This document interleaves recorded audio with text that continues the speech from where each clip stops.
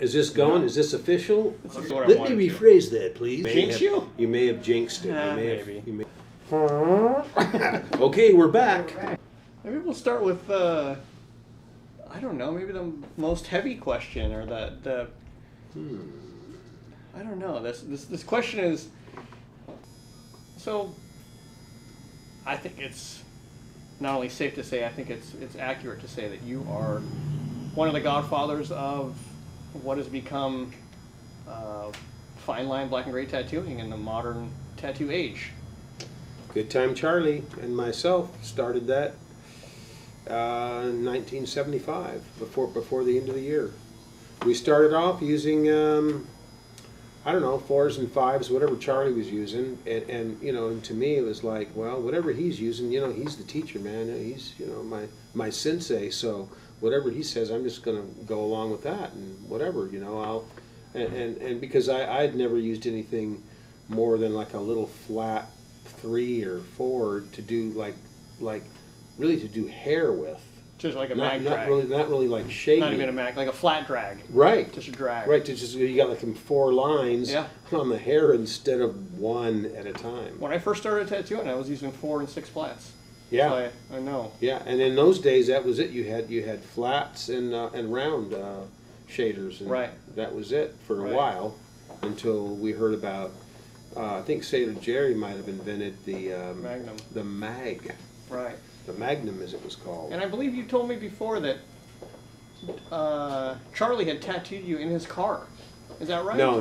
No. Okay. No. He was tattooing in his car, but that was like, man, I would have been a little kid. Okay. You know, I just love the that story time. of that. Yeah. It's amazing. Yeah, he did do that, and then he had like designs, you know, that he drew the headliner. on the headliner, so you could get in there and like, oh, hey, how much for that girl right there, you know? And it's so amazing. I know. You know, that's one of the coolest stories.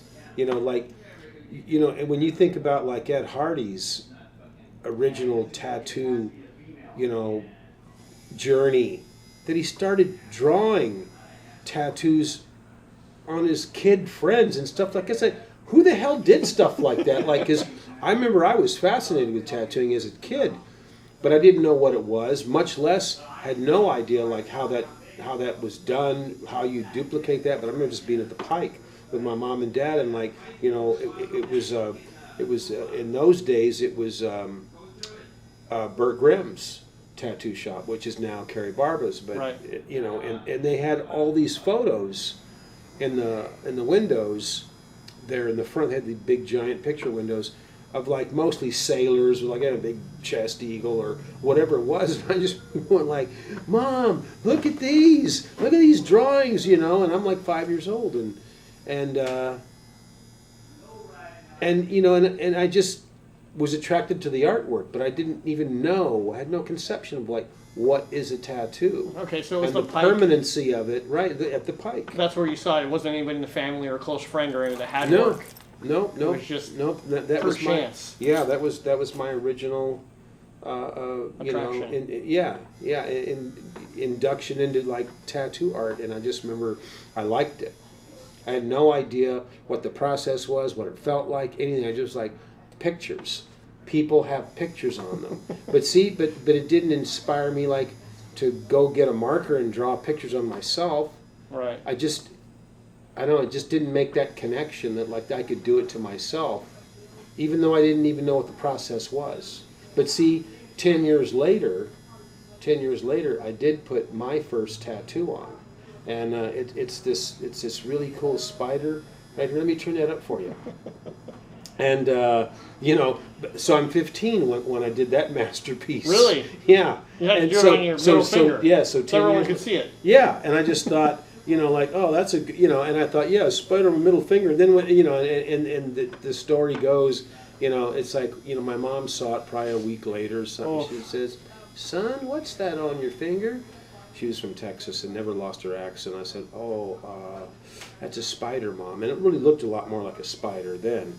And she goes, "Does that wash off?" And I said, "No, Mom, it's a tattoo. It's on there for good." And she goes, "Really?" And I said, "Yeah." She goes, "Well, son, why didn't you just buy a ring with a spider on it?" And it's just like, well, you know, and I just thought, well, that's a logical question. And I just said, well, because, you know, you can lose the ring, you know, or somebody can steal it or whatever. I go, but this doesn't come off. So this is permanent. And she goes, well, I still don't know why he just didn't buy a ring with a spider on it. But anyway, this But she wasn't that mad. No, she wasn't really that That's interesting. upset. Yeah. That's cool. You know? Maybe yeah. because she's got that southern Texas. Yeah, like, because like, see, you know, I was adopted at birth, but my mom realized I had, you know, some artistic talent, and so she encouraged it. She always encouraged me to draw and. okay, and that's stuff. really cool. I know. Interesting. It is, because like, had that not been the case, it's very good chance that we might not be here having this conversation. Right. Because Right. everything's got a beginning, and so, and then, you know, again, we love the Pike. We love going to the Pike because, you know, man, the Pike food and the roller coaster and the games of chance. Come on, win a prize. You know, all that shit, man. That was like, man, we just loved it. Just loved it. So we can kind of credit your mother with the first kind of push toward artistic absolutely, yeah. endeavors, because she's the one that Yeah, encouraged but see, it. And so when supported it. I saw that, you know, it's like, and I go, Mom, what are these? And she goes, those are tattoos, son. And I go, well, wow, can I have one? And she goes, no, you can't have one. They're for sailors. They're not for little boys. And I go, well, I'll be really good. I'm just like thinking I could bribe my way, because I thought, well, maybe they're painted or something like that on. I don't know how. She, no, you can't have one there, you know. And well, I'll be really extra good and all this shit. Anyway, that didn't work out. But then, you know, then later on, I realized at some point like what they were and sort of what the process was, although I didn't get my first professional tattoo till I was 21, and I got that from Good Time Charlie. So let's go back to you and Charlie. Yeah. So what inspired you to tattoo?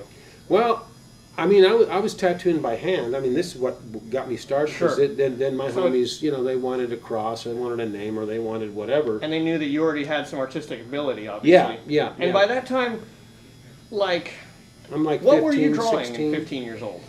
Just a lot more simplistic shit, you know, like some cartoon shit. Okay. And I was doing a lot of lettering. What were you inspired by? Like, what were your early influences? I mean, like for lettering, you know, like my probably earliest influence that I can recall was Rick Griffin. Okay. You know, because I was a fan of also Greg Irons. You know, I was a fan of the lowbrow underground artists. Right. You know, Robert Crumb, you know, but like that was more for cartooning. Sure. But he did a lot of crazy lettering too. A lot of crazy shit, you know. But so all those guys influenced me. Okay.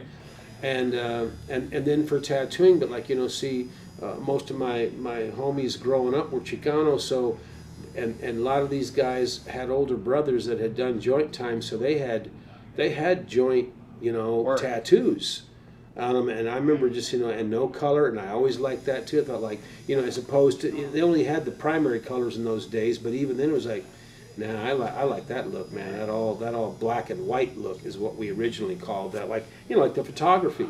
Right. And so that was an influence on me too. And I remember one of my homies told me his older brother told me how to make a machine, because I was just tattooing by hand, and I really didn't know what I was doing, but I was pulling it off. And I go, man, it's just so slow and shit. I go, I wish I could, you know. He goes, well, just make one. And I go, yeah, how? And he goes, well, you can make one out of an electric razor. And he kind of told me how to do it, you know. And then I ended up, you know, conning my dad out of an electric razor that he had that he never used. He liked a double edge because they didn't shave that close Right. in them days, right? So I said, hey, Dad, you know, that old razor, that you got, and he got it. His brother gave it to him, my uncle, and he never really used it. And he goes, yeah, what about it? And I go, well, you don't ever use it. You like the double edge. And then he goes, yeah. And I go, well, see, do you think maybe I could have it? And he goes, what the fuck do you need it for? I didn't have anything yet. Nothing had come in. So I thought I might have got gypped on that, like, fuck, maybe I'm, going to be one of these poor guys that just doesn't really, shit don't come in good. Anyhow. You're talking to all of us right now. Right, exactly. So you guys can relate, at least. Right? Like, you can relate to 15-year-old We Jack don't got Rudy. shit Yes. either. Yeah, so I can anyway, relate to 15-year-old Jack Rudy. but I was just late with that stuff because, it came in fine. But at the time, but my dad laughed when he said that, and I said, "Oh, thanks, Dad." And he goes, "I don't care, you can have it." Okay, cool. So anyway, he didn't know what I was going to do. Right, that's what I'm getting. He probably thought you were going to practice or something. Well, see, and then I met Charlie in I don't know, like April of '73. Okay, how? How did I went in the Marines, and after boot camp, went in January of '73, got out late March or early April, something like that, like 3 months. And my homeboy that I went in with, I had tattooed him, by hand. I think I might even use that machine on him as well. But anyway, the machine was, it was a Remington electric razor, and I took the plastic housing off because it was kind of difficult to hold this thing, and I wasn't hip how to hold the tube, separate and stuff. And I took that off, and then without that housing on there, it was AC. So, and then I built a frame out of brass parts I had because I used to build slot cars and shit. So I built this long tube and frame and stuff on it. And but it would shock me sometimes. It didn't have the insulation, right? From the housing, yeah. And so anyway, and I said, hey man, my machine's kind of fucked up. I go, let's go down to the Pike, man, and see if anybody's good down there. Because I always loved the Pike, and then we already knew, both of us knew that it was the end days. They were getting ready to tear it down, and within a few years, it was gone, Right.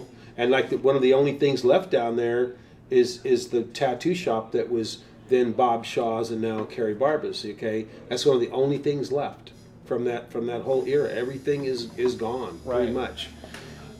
Anyways, so I wanted to go down there anyhow, and so we did. And there was 3 tattoo shops down there. There was Bob Shaw's, and then Leroy Menus. Leroy and Owen Jensen worked together, and these guys were old then. I mean, they were like, old, lot older than me, and we, so we went into Bob Shaw's shop first, and it was busy, but they looked cool and everything, It's like, well, let's go check them all out. Let's go to all the shops and just see, right? So then went into Leroy and Owen's. Next door there, was that like a time capsule? Oh, absolutely, man! They had like World War II flash. Oh, for sure. I mean, they had supply companies. Yeah, and so that's what they did. They strictly did what we now call American traditional, but me and Charlie used to call that Pike style because we didn't know what the fuck else to call it because that's what they did down at the Pike. That's what Charlie did at the Pike. Right. That's where he started. Right. So we just called it Pike style. But then later on, traditional, American traditional. So anyway, went in there and it was like, okay, this is cool, but let's keep going. So went down to the last shop, and that's where Charlie was working. And that shop used to be a bar. So they had the built-in dummy rail already there, right? But it was taller, much taller than it would normally be because it was, a bar. Okay. And so they worked behind there. Oh, wow. Yeah, and so it had kind of a good, cool setup. And they had the sign out front that said, "We tattooed your dad." We didn't tattoo my dad, but, sure you probably did tattoo some dads here. And some moms, too, probably. Anyway, so we went in there and we saw this, like, long-haired, biker-looking dude, and fucking cool guy. He was like, let's hit this guy up, So we did, and he go, hey guys, how you guys doing, And man, we got the Marine Corps haircuts. We're just, fresh out of boot camp. The high and tight action. So you probably thought you were pretty square. Well, we were pretty squared away. That's a term we used in the Marines. But Gotcha. anyway, so Charlie was cool and stuff, and then my buddy had a drawing that he wanted to get done. You know. Did you do it? For him, No, or well, but I think maybe I did fuck with it. I was just curious. Yeah. You know. Uh-huh. But it was a drawing from something, and it was like this little cartoon guy with some boots on and a German helmet and stuff, you know. But anyway, he wanted to get that done, and so Charlie goes, "Oh hell yeah, I can do that, man. That's no problem." And then Terry says, "He goes, hey, but I gotta you know ask you though. I don't want any color in it at all. Is that cool? Because you know he was on the black and gray tip as well." And Charlie goes like, "Well, hell yeah, man, I like doing with no color." And we looked at each other like, wow, because like that just wasn't the case in those days. Right. Even though you only had primary colors, tattooers hardly ever did tattoos with no color. Because even the Black Panther had little blood from the claws, and the Black Rose of Death usually had blood dripping from it or whatever, but you know, Right, but right. it was really rare to do, you know, tattoos with no color. So when he said like, I like doing with no color, it was like, oh hell yeah. So we came back in a couple hours and he tattooed my buddy, and we just kind of hit it off good, and I went to visit him a couple more times because I thought like, you know, I like He's this our guy. Yeah, and even though he didn't tattoo me till after I was already working for him, Oh, okay. you know. But I just like, I don't know, I just felt a connection with him, you know, and I came back and visited him a few times, and at one point, you know, I said, you know where I think would be a really good place for a tattoo shop? And he goes, where? And I said, East LA, man. I go, man, between the cholos and the lowriders, and you know, like, man, that's a, you know, and you know, they like the you know, pinta style, you know, prison style work, and I go, that'd be a great place. And man, he just like, he was like, you know, I've been thinking the same thing, man. And Were there any public tattoo shops in East LA when you? no, hell no. Okay. Charlie was the first. Okay. And he goes, and I've been thinking about that, and I'm going to open up a shop there. And I go, oh no shit, man. and then he goes, hey, you know, how'd you like maybe to work for me when I do? And I was like, oh fuck, he didn't have to ask me twice. Yeah, it must have been- I was all about that. Yeah, it must have been amazing. You know, because I had asked him when I felt I got to know him good enough. I asked him if he could maybe hook me up with some machines or something, you know, which I didn't realize you need a lot more than just that, right? Right. And so so he said, yeah, man, I'm gonna fix you up, not realizing he meant by that was I'm gonna teach you. And then at one point he told me like, hey, how'd you like to, you know, learn tattooing? And I was like, oh hell yeah, man. And so I got out in January of '75, and by like June or July, by that summer, I started working for Charlie, and not knowing what a regular apprenticeship was at all. I know you start out a gopher Right. and work your way up to helper, and eventually work your way up to tattooer. toilets. Yeah, exactly. You know, because that's part of the helping process. But I was all of that. I did everything because it was like he wanted. You know, he felt that I had, you know, the talent to do it. Right. But so I didn't, and Charlie's apprenticeship was not what you'd call normal. He didn't, because he was like, man, he was in his 30s when he started. Right. You know, maybe late 30s. Oh wow. Yeah. So when he started professionally, but he was a, you know, teenager when he started tattooing by hand. Oh, okay. You know, but so he didn't get hooked up with it. I think the first machines he might have ever used were Zeke Owens when he was working downtown LA. Wow. Yeah. Amazing. Yeah, and that was really rare because Zeke didn't operate like that, but he felt Charlie was cool, and you know And Charlie is cool. They were around the same age pretty much, I believe as well. Oh yeah. that You know, makes because sense. like Yeah. you know, Charlie just turned 80. Yeah. You know, April. So anyhow, you know, so Charlie's apprenticeship was not normal either, right? Got it. And so mine wasn't. I mean, I just you know, man, it was on the job training. Right. And so, and I tattooed one of my homeboys, the first tattoo, and he told me how to do a stencil, and I put a cross on the guy's forearm, and he was moving around, and I probably had the machine running too hard, and but still, that was it. I just jumped in. Made a mark. Jumped in with both feet head first, so to speak. So you two then start off kind of, I don't want to say legitimizing, but kind of showing the greater tattoo world, this is something that is going to be practiced outside of, homemade jail style work. Well, yeah, but we didn't even think like that because, of course, because we were in East LA. See, if he had opened up anywhere else, most likely it would have been a lot different. Right. But it was our clients that actually, which was so cool because we both preferred not working in color, although we had color, and if somebody wanted it, we would do it, and we did. Right. But our clientele, preferred, what we called originally black and white work, and then later changed that to black and gray because it's like, well, fuck, man, nobody, even an albino's not the same color as a white piece of paper, you know what I mean? So even though black and white photography is accurate, but we changed it to black and gray tattooing because it was black and all these different shades of gray on a lot of brown skin, right. So it sounded more accurate than black and white. Right. That right. makes sense. So anyway, that's how that got started as well. But yeah, our clients would because they would and we started using because these guys immediately, a lot of people wanted more fine line work. Right. Hey man, can you guys make the fine lines like they do in the pinta, with guitar string? I was like, wow, we can't use guitar string really, but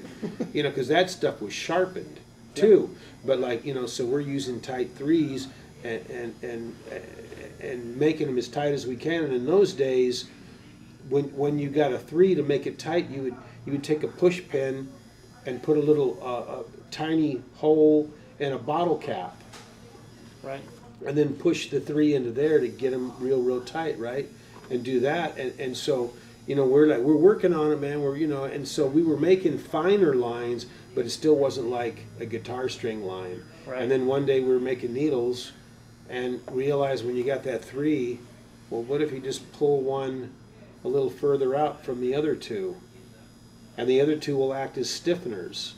So it won't be just one needle so you and Charlie wiggling around. Yeah, invented the way that is done. Just figured it out. Just amazing. making needles one day because remember in those days too, everybody made their own needles. Of course, you couldn't unless you had somebody make them for you. Like an apprentice. Exactly. Right. Otherwise, there was nobody that sold pre-made Right. needles. Nobody. You could buy all the needles you want, but you gotta solder them. Yeah, of course. Right. So anyway, but did you buy them from Hemmings in the UK? That time? Yeah, we used to get those. Okay. Yeah, and the bug pens, and Yeah, we got different needles from different suppliers and stuff, But then once that we figured that out, well, hey, what if we just move one? And we used to like to run the 2 on the bottom. Now, when and to my knowledge, National was the only supplier that made what they called a needle bar that was a shader that had a flat tip because they had a little machine that would flatten the tip on it, where everybody else had the round ones, and they're kind of a pain in the ass unless you got a jig, right? To put the needle on. And we didn't have a jig. We just, used wire to wrap it or whatever. We just, I don't know. We just didn't have all that modern. We did have indoor plumbing, as I recall, but anyway.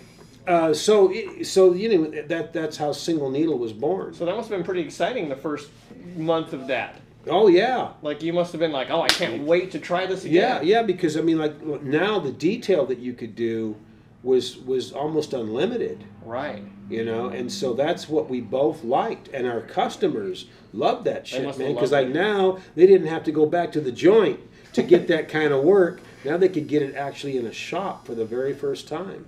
That's amazing. Yeah, I so- wasn't so- aware that was actually that. Yeah, you did man. that. And again, it was like, we got to thank our customers, man. Our clients were, Right. because again, if we'd opened up in Hollywood, let's say, for example, like Right. we would have been doing, traditional work, and You wouldn't have. It wouldn't have. It No, might not have it- ever been it- invented because yeah. it was the yeah, draw, because the it was necessity. hey, necessity that being the mother of invention. Right. Our It drove you our, to make it. our customers wanted that. They asked for it. So cool. So we That's came amazing. up with it, and then once we came up with a single needle, man, that was it. That's what we primarily did. Right. So how much did that change then how you designed your work? Well, it did in the fact that like now we can get like almost unlimited detail. Right. Because prior to that, we drew stuff with a bolder outline, India ink, rapidographics, whatever, and you did it accordingly. But now that you can do this, oh yeah, that changed everything. So, by 1976 and 77, man, we were drawing all this fine line work, Right. and because that was our clientele again. So then, You know? who did you start encountering once that happened? Once you were doing that, like what other tattooers were starting to gravitate well, towards you, and vice versa? You know what? with that work. That didn't really happen that much in the beginning because people were a lot of tattooers were real skeptical Oh, like as to longevity? whether it was going to last. Right. Right. Because I remember even like people like Colonel Todd said, "Well, hell, that stuff's going to fall out in about 6 months," and when it didn't, because we knew it wasn't going to, because we saw all this old joint work. And Right, it's you're like, it's there. Yeah, if that's not going to fall out, then why would ours fall out? Right. But other people that didn't know that, I could understand their skepticism, but as it turned out, I mean, that wasn't. And it's funny because the old saying, you can't teach an old dog new tricks. Well, even Colonel Todd started doing, fine line designs and tattooing as well. I got tattooed by Colonel Todd's nephew in '92 with a single needle. Yeah, It's still there. yeah, it's looks still there. great. Still there, man. Look yeah. at this. Look at he did the single needle Old English. Oh, sure did. Yeah. But it's Sure, good. that's he did cool. a great job for Yeah. like just Yeah. me walking into a walk-in Yeah, because shop. that's difficult too, man. I know. Doing that vertical style like that. I know, and it's not heavy. No. It's all there. I Yeah. thought about that much later, after becoming a tattooer and thinking about like how many shitty tattoos I had done and how lucky I got to somebody who would go in and do such a good job with a single. I was like, Right. wow, that's and pretty see, the thing with a fortunate. single too, it was real difficult because you had to be careful because if you're running that machine a little too hard, that thing is going to blow out like you did it with a 7. Or an 8, yeah. Yeah, I mean, it'll blow the fuck out, man. Big time. Yeah, you'll have And it's a- consistent. It looks like it's done with like a 9 round. Yeah. Yeah, but crazy. it's like that's not exactly what your original plan was, It just turned out that way, but yeah. Right. So you got, you always had to be careful because that's another thing too. You had to keep the single more perpendicular to the skin. You Oh, start yeah. going Oh, in at an man. angle, then it just blows out in front of you, and it's like, oh shit. You Could add know? some shading on that part. Yeah, that's extra shading with no extra charge. Just like But yeah, so it was a learning curve and a process, and but then I even started doing, because I'd done it with a lot of pen and ink with the artwork I'd done, started doing stippling, which I didn't know was called that. See, I was doing shit, and then later on, because I never had any formal art training or whatever, that like, oh, that's stippling. That's pointillism. Yeah, okay. I just called it dot shading because that's also what it is, which was descriptive. I'm shading with dots. Right. And so I started doing that too. In your drawings and tattoos. Oh, yeah, absolutely. Yeah, both. Because it was like, well, yeah, but now I can do that. Because even though stippling really looks good, even with bolder dots, Sure. okay, it looks cool, but it's a different look.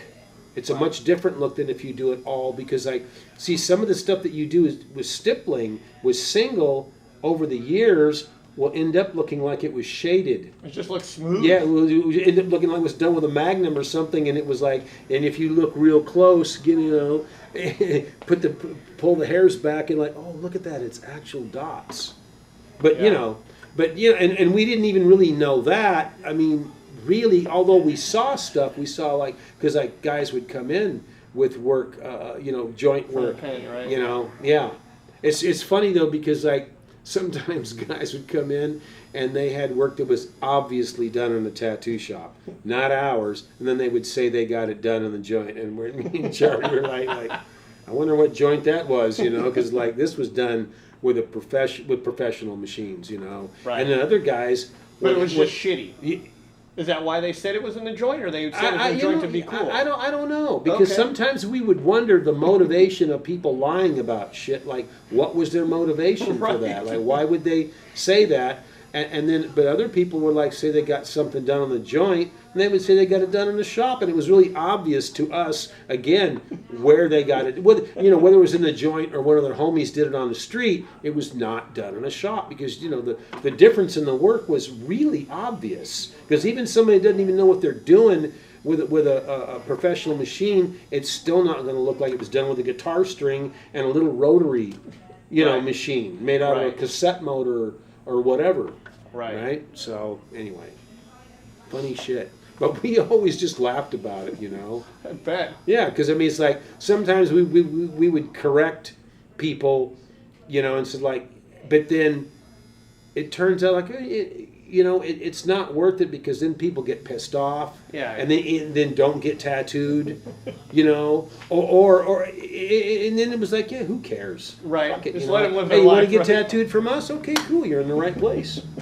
You know, and if you want to lie about, you know, this or that, like, yeah, whatever. It's not our problem. You know, but we always tripped out on that, you know. That's awesome. Yeah. So, moving from that space, let's make a little broader jump and just talk about. Let's talk about. You know, in the end, you've created an entire genre of tattooing that exists now, with fine line, black and gray, and lettering that you've springboarded into a giant portion of what's happening right now, and I think it's safe to say that it's never been more popular. Absolutely, I agree. So how do you feel? How does that make you feel? Well, it's pretty cool because, you know, I know and you know, quite a few people know the origin because that's important, man, is the origin. Where did this start? How did it start? Et cetera, et cetera.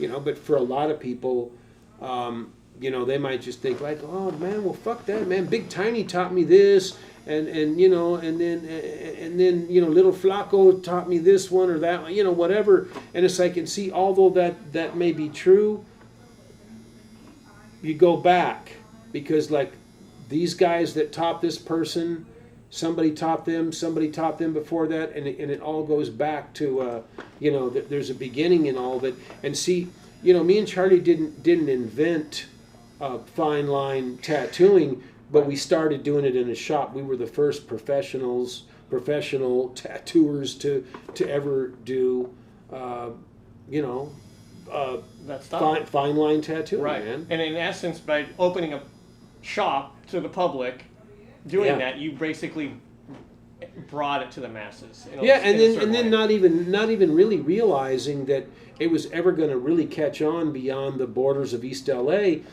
And that wasn't until, see, we went to our first convention, our first tattoo show. We always misnamed the shows. They were tattoo shows. They were not conventions because when you go to a doctor's convention or a tow truck convention, it's a trade show. Right. Okay, and they're talking about the new products and Right. equipment and all that shit. And ours was always entertainment. We have people that are getting tattooed, etc. And they really were not about offering new things for the trade.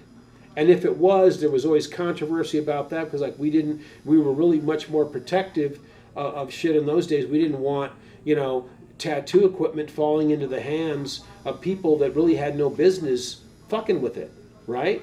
Yeah. So, you know, anyhow, we went to our first show in 1977, and it was Where? in Reno, Nevada. Oh, Reno. Okay. Yeah. I thought I might be that Yeah, one. and that was when Dave Yerke was putting those shows And on. Ed was there.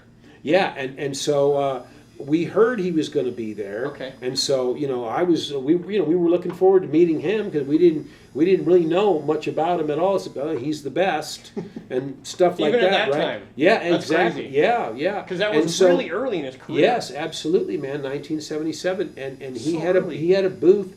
He was sharing a booth with Mike Malone. Yep. So that was our introduction to him too. Amazing. So we wanted to meet Ed, and we did, but it was kind of a trip because even in those days he had kind of an entourage around him. So like we didn't want to like, hey Ed, hey, check it out, man. We didn't have a booth. We only went there to observe, just check it out, and just see what it was. And to me, it was mind blowing. I got immediately hooked, and they might have had 15 booths. But to me, what did I have to compare it to? Nothing. So to me, that was mind-blowing. Like, holy shit, this is a tattoo convention. The first one, actually, that we heard about was in Houston in 1976, also put on by URQ. And I wanted to go to that. I go, hey, Charlie, I remember where I saw it. I was going to ask. But I got wind of it somehow, and I'm telling Charlie, hey, Charlie, there's going to be a tattoo convention in Houston, Texas. And he goes, yeah? Okay. And I go, well, because Charlie never was, and still isn't to this day, a big, huge fan of tattoo conventions. And I go, well, do you want to go, man? It sounds like that could be fun. And he goes like, I don't know, that Houston, Texas, that's a long way away, because we probably would have drove, or I don't know. But anyway, he just didn't seem too enthused about it. And I'd rather just stay here and, tattoo the homies. And I'm like, yeah, but that might be fun, man. I go, what the hell is a tattoo? He goes, well, the hell I know. I had never been to one. And anyway, so we didn't go. But the following year, 77, it was in Reno, much closer. So we ended up driving to that. And I think it was like in January or something. Anyway, it was still winter. So it was like snow and, because it gets pretty cold there in Reno and shit. Anyway, so we went there and met these. But it's a trip because we wanted to meet those guys. But again, the booth was real busy, and they had how all done up and shit. We thought, well, we'll get a chance to meet them, over the weekend here. Okay. Well, Charlie had this friend, Poco Loco, just a little bit crazy. This big motherfucker that had me and Charlie had both tattooed. In fact, we tattooed him. We did our first collaboration. He wanted roses all the way top of his shoulders on his back, right? Right. And so I took one side and Charlie took the other, and I drew the roses so they'd all be kind of consistent. Uniform, okay. Yeah. And so then we both, when we met in the middle, and man, Poco's teeth were chattering. He was just like, anyway, so he had all this work, mostly black and gray stuff too, from Charlie. Okay. But again, we both worked on. So Charlie just thought, hey, let's bring him. He heard about it. He wanted to go, so he came up there. I don't know if he went with us separate or with us, but anyway, he's there too. So at some point, Ed and Mike. We also met Bob Roberts up there I was too, gonna ask. who was friends with those guys already, and I don't know if he was working with them or whatever at I that think he time. might have went up to Realistic a little later. I think it was, but anyway, so at least Ed and Mike saw this work that Poco had, and really just tripped out, like, wow, black and white tattooing, no color and fine line and all that. And anyway, those guys were really tripping out, like, I heard Ed just yeah, really. who the fuck did this? Right. Did this work? And it was like, oh, Good Time Charlie and Jack Rudy from East LA, and what? Anyway, they found us. So that was really cool because, like, again, we, and Charlie has always said this too, man, we weren't trying to do anything in the world of tattooing. We were just doing our thing and paying our bills. We had no conception of like, hey, we got a brand new style here and nobody's doing this but us. I mean, we did know that, but we weren't promoting it. We weren't trying to teach other people or get other people on board. We were just doing our thing, Right. period. And it was just that simple. But after that, because we hit it off with those guys immediately. And so Ed and Mike and maybe Bob as well came down to East LA. Right. So they came to the shop, and Yeah. then we then and then that's when I tattooed still one of the biggest portraits I've ever done of Francesca, Ed's wife, on his thigh. With skulls in her hair and crazy shit. It was so crazy for like to do that at that point, because I mean, again, that was I think still in it was 77. Wow. when he did that anyway. So Must have been a really big honor for you too. absolutely, man, to be Like, like wow. tattooing the master, and I'm like tattooing this big. I mean, the thing is, like that big. And you had been up there in such a, I don't want to say naive, but like But we were in a very though. honest way. I mean, yeah. I It's mean, really cool. I know I was. Yeah. I know I was, and so That's- I was that's blown magical. away by the whole thing. Like, God, tattoo booths and people getting work done here, and like just the whole atmosphere. So man. did that just charge you up like Absolutely. crazy? The convention and you must have see, made you I feel- was hooked from then on, and Charlie was still like, hell, I can take it or leave it. I think Really? I'll leave it. Yeah. Wow. He was always kind of like, real nonchalant about the whole thing. Like, again, he could take it or leave it. That's also really cool. It is, because it was the opposite of me. Because I'm the youngster, and I want to learn shit, and I want to meet people and hang, and Okay. and Charlie liked that part too, of course. But just I don't know, there was always an element of bullshit, a good amount of bullshit that went along with those shows, even in the beginning. And I don't think Charlie necessarily cared for that, Right. And again, he just rather tattoo than than just get involved with the nonsense and Right. all that stuff. But anyway, so that's how that got started, and it's a trip too, because neither one of us realized at the time, man. Like, hey, man, we got in on this.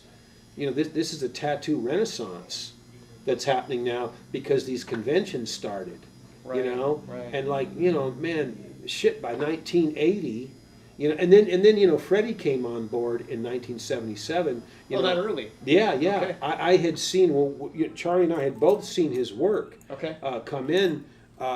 These different guys had this work, Okay. and it was beautiful. It was like, fuck, man, who did that? It's like, oh yeah, Coyote from Sangra. I was like, well, is this homie on the street or what? Right. And they go, yeah, he lives in Pico Nuevo, and no shit, man. I go, you know him, and you know where he is. Yeah, man. And he's at these. I go, man. Next time you see him, man, ask him, to come by the shop.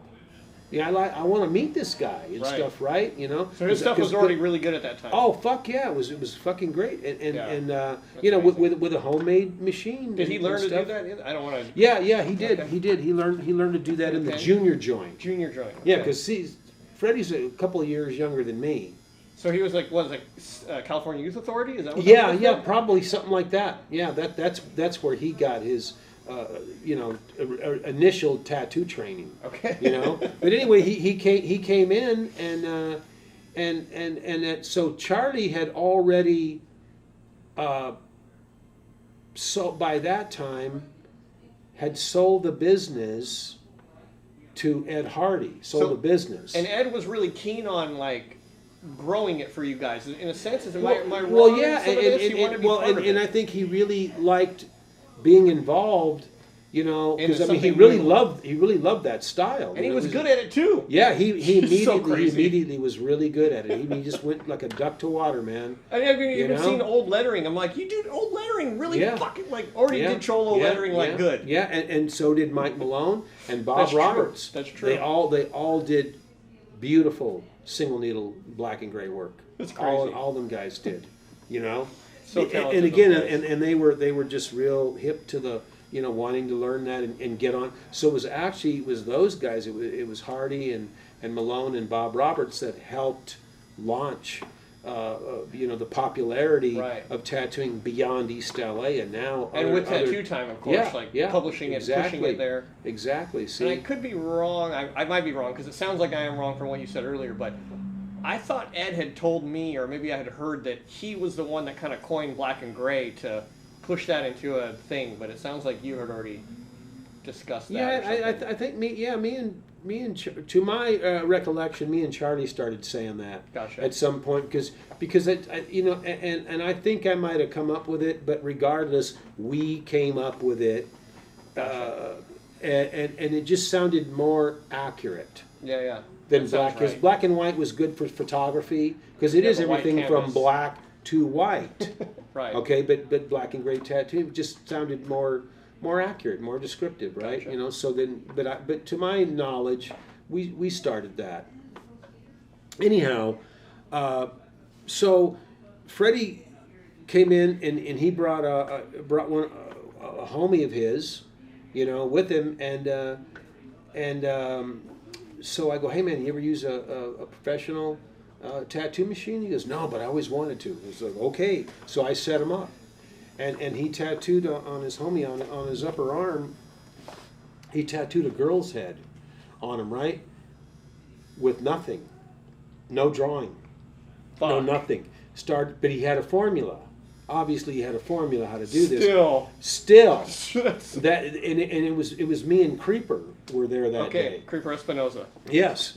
So we were there, and we're just looking at each other like, fuck, right? Because we never thought anybody would ever not only could do that, but would do that. And he starts with an eye, does the other eye, does a nose, does a mouth, and I'm like, even still, I'm like, wow. But I'm like, he's done this before. This is not his first time. But he admitted later, like, he did that to impress us. Well, guess what? That kind of worked, right? So he was like, you know, like started tattooing immediately.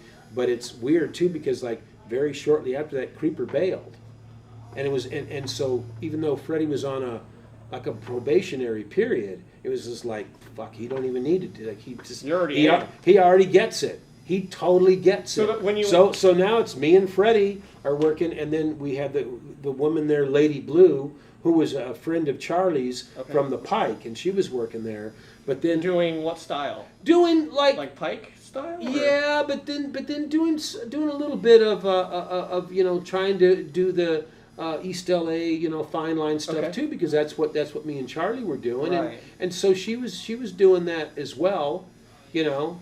But I mean, like, she wasn't like say the same level of natural artist as like me and Charlie, where we just like drew girls and you know, right. girls with big boobs and you know, cholo lettering and all that, you know. But like, but she worked by herself. She worked the day shift, so I didn't really see that much of what she was doing. Charlie, because his shop, he was there a lot more than I was, so he probably saw a lot more of that. But anyway, after Ed bought the place, you know, Charlie sold the business to him because Charlie was going to go back to Kansas, go back to Wichita. And so, but at some point there, he let Lady Blue go, and she went back to work for their old boss, Charlie and Blue's old boss, this guy, Captain Jim. We used to call him Captain Jism. Anyway, yeah. Captain Jerkoff, oh, we didn't like this guy. He was a real carny, you know, no real talent. Okay. And was just a real carny tattooer, and just say, get the money and, you know, right. give him a piece of shit and send them on their way. Really sorry, but you know, that's the truth. Can we go back a little bit to the Creeper, or to the Freddie portrait, the first, when you're watching him do that? Yeah, so me and Creeper amazing. are watching him do this, and it's amazing, and he does it. It's beautiful.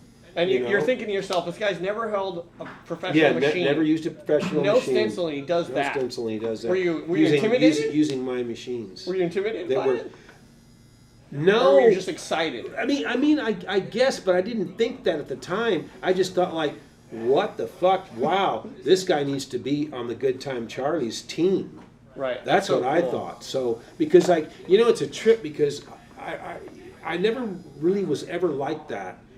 But I know a lot of guys, in fact, probably most tattooers are like that to some degree, where like if a guy, you know, the owner of the shop hires you, well, of course he wants you to be good, but not better than him. Whatever his skill level is, whether it's amazing or mediocre or somewhere in between. Right. Like, you know, a lot of guys have that ego shit where, like, yeah, they want you to be good as you can be, but not better than them. And I